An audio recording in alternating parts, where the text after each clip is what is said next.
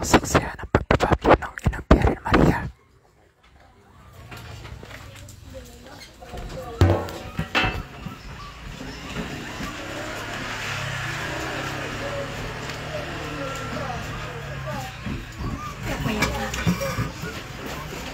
Kapayapaan sa inyo, aking mga.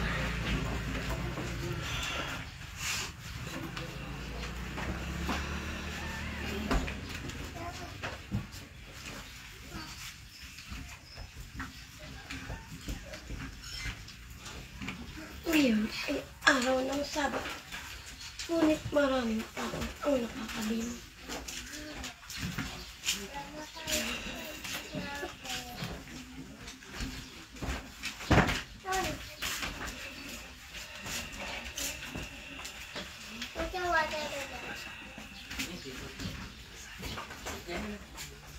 Basahin.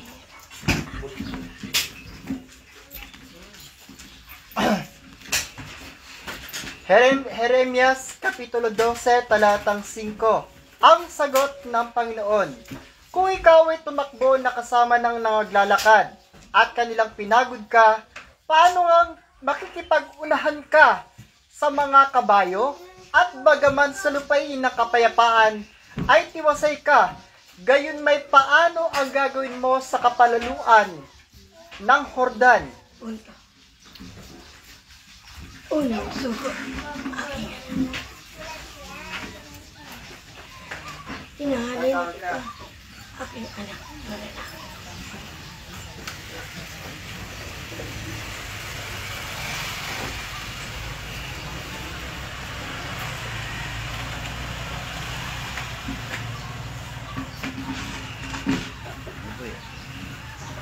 Aking anak na lalaki.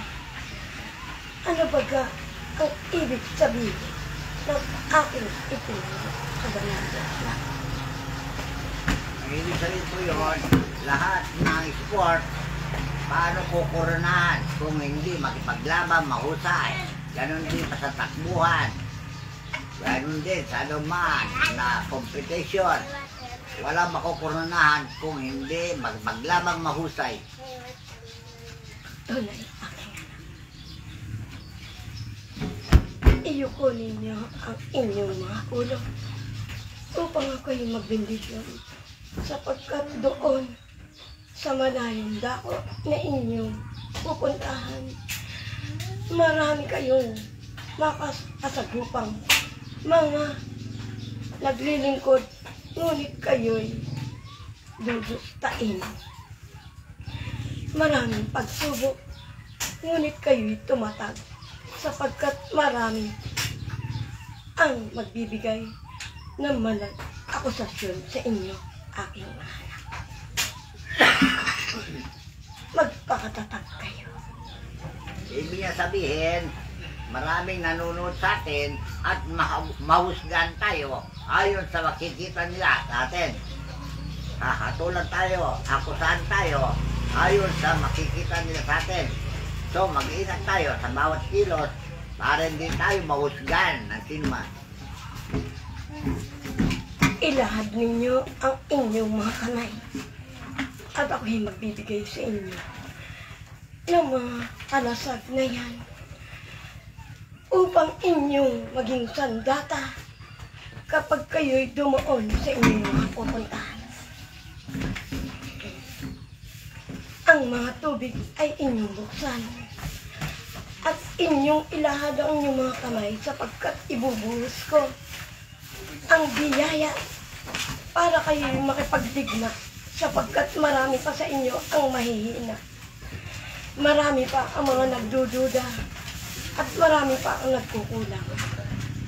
Ngunit kayo, aking mga anak, ay binabalakal ko na huwag kayong pabasta-basta ng desisyon sa inyong mga lakarin.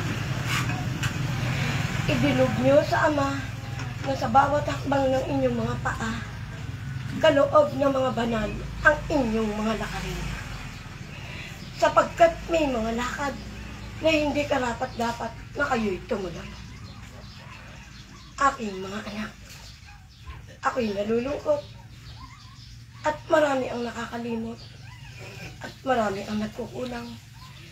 Ngunit kayo na mga anak ko na nagpupuno ng kaligayahan ng Ama sa kalangitan. Patuloy kayong manalangin. Patuloy kayong humingi ng awa para sa mga taong nagkakasala.